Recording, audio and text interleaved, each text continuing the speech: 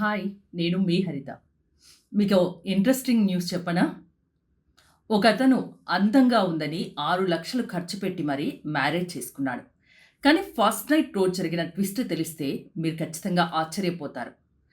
మధ్యప్రదేశ్‌లోని షాజాపూర్‌కు చెందిన ఒక కూరగాయల వ్యాపారికి మ్యారేజ్ కావడం లేదని బ్రోకర్‌ల ద్వారా ఒక సంబంధం చూసుకొని గ్రాండ్‌గా వివాహం చేసుకున్నాడు.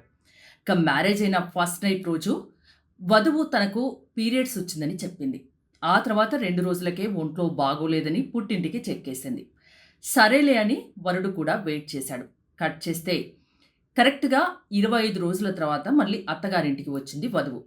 ఒకరోజు ఉదయాన్నే ఆమె చేస్తున్న పని చూసి అత్తగారింటి వాళ్ళకైతే గుండె ఆగినంత పనైంది.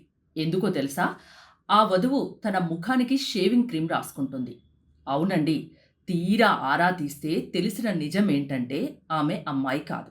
ఒక ట్రాన్స్‌జెండర్. ట్రాన్స్‌జెండర్ కావడం తప్పు కాదు.